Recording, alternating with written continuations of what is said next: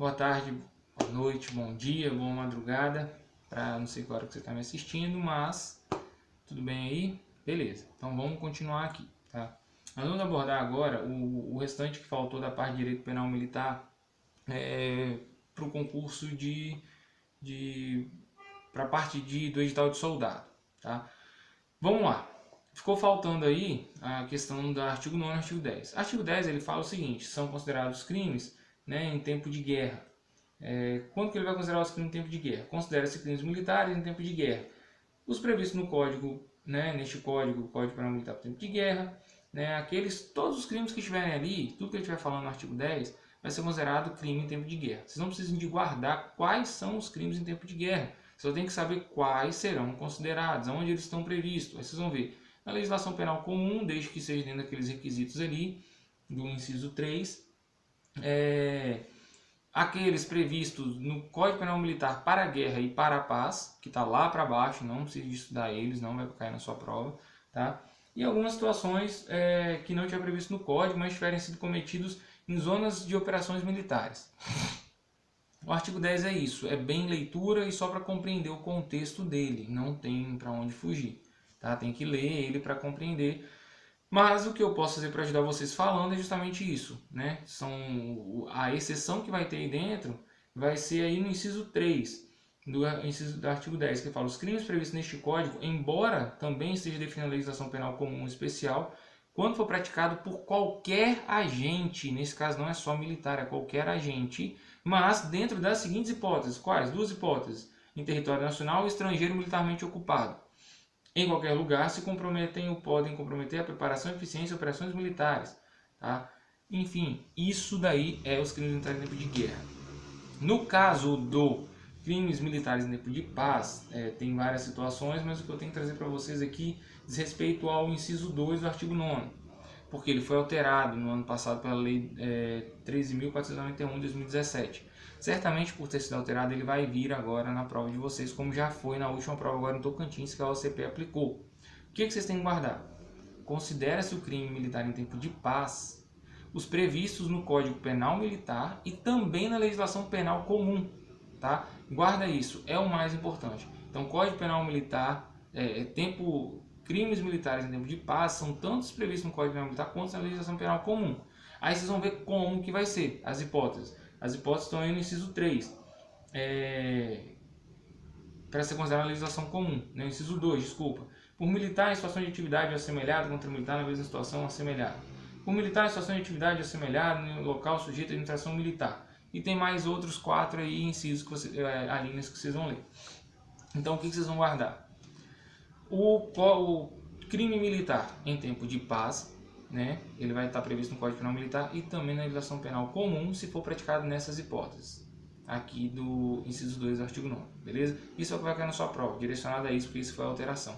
E lá no Código Penal Militar, na parte de crime militar em tempo de guerra, é o que a gente acabou de falar. São os previstos também no Código Penal Militar para paz e para a guerra, e também na legislação comum, se tiverem naquelas hipóteses lá do inciso 3 do artigo 10. Tranquilo? Então é isso aí para a parte de direito penal militar, que é comum aos dois cargos, soldado oficial, bombeiro e PM. Tá?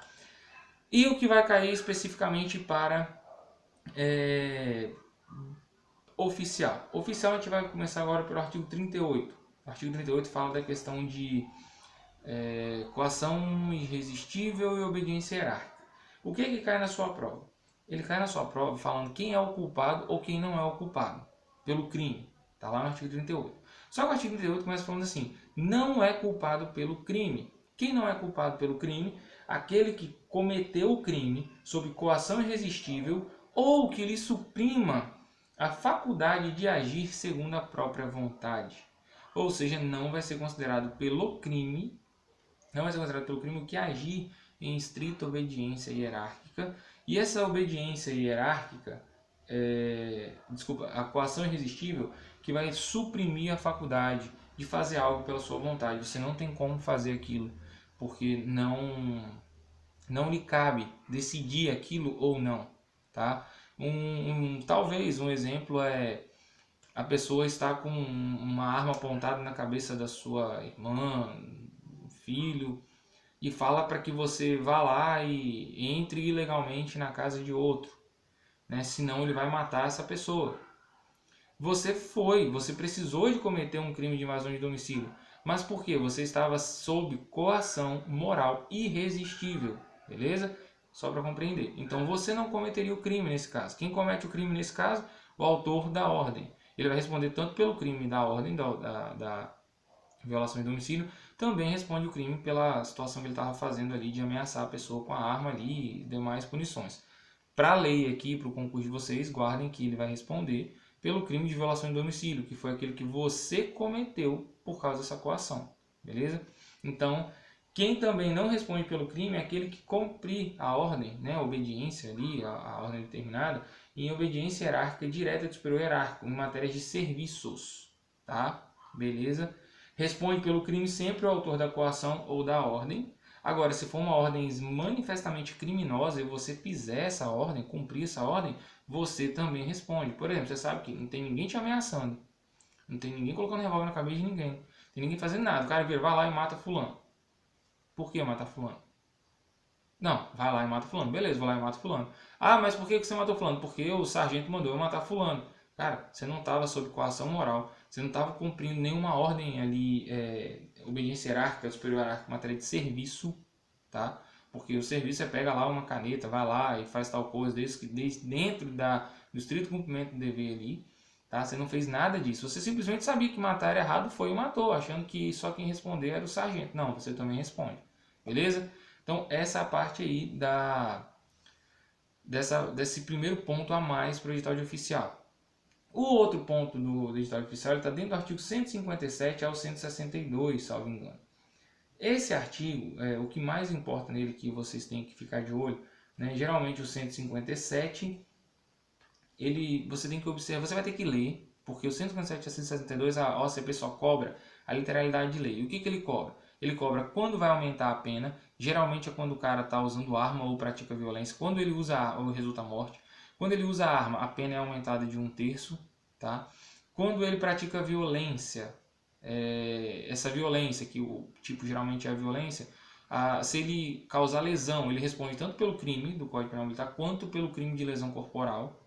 Se causa morte, ele responde por esse crime aqui, do 157 ao 162, ali, que tem vários, mas a morte, beleza? Aí tem um caso que aumenta a pena para 20, 30 anos, em um desses artigos que eu não lembro agora de cabeça qual é.